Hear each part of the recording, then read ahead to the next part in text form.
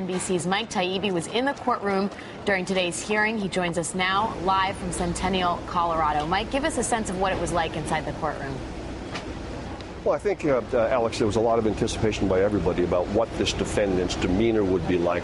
Everybody who saw it got a clear sense on their own just from watching it on TV. But in person, he just seemed to be especially lethargic, non-responsive.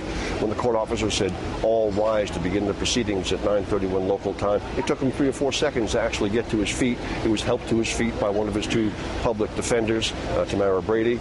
He didn't focus his eyes at all and look at anybody that I could see. And I've been in these situations before. Jared Loeffner in Tucson in the horrific case involving Congresswoman Gifford's shooting a year ago, when at least that person was engaged with others in the courtroom. This individual, James Holmes, did not seem engaged at all. He was Mirandized by Judge Silvestri, didn't look at the judge. He was asked if he had anything to say, had no response. One of his attorneys spoke for him. And again, throughout the 11-minute proceeding, really didn't seem to be engaged with anything or anyone. Mike, I noticed that the DA was asked whether she thought or knew if Holmes was on some kind of medication, precisely because he seemed so catatonic. She didn't seem to have an answer to that. No, she didn't have an answer to that. I mean, that's up to the Department of Correction, I guess, if there's some maintenance medications. Brian Williams pointed that out, that he'd been on before. We don't know that. That hasn't been revealed. Perhaps he'd taken those. But he was in solitary since the time he was brought to the Arapahoe County Jail, segregated from general population for his entire time there. We're told he had no visitors at all in that time, perhaps just in the holding room here to meet with his attorneys, his public defenders for the first time.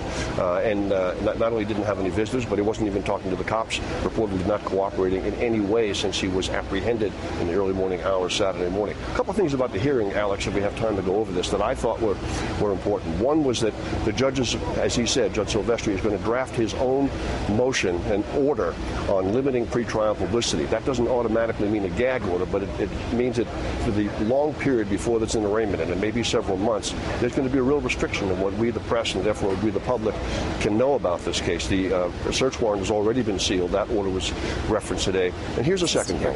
Whenever there's a case like this, there's the question raised about who else might have shared responsibility, not as an actor in this case. He is the sole suspect in what happened Friday at midnight. But did anybody along the way not notice what they should have noticed? The one motion that was referenced by Karen Pearson, the prosecutor, lead prosecutor in this case, was for access to all of the records of the University of Colorado, where he was in the medical campus over there, the Anschutz Medical Campus, before dropping out in mid-June.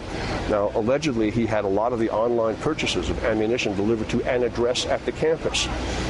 Legally, he can buy everything he bought. I think that's been established. But when someone accumulates 150 pounds worth of ammunition, 6,000 rounds, 350 shotgun shells, all that ballistic gear, should somebody have noticed that?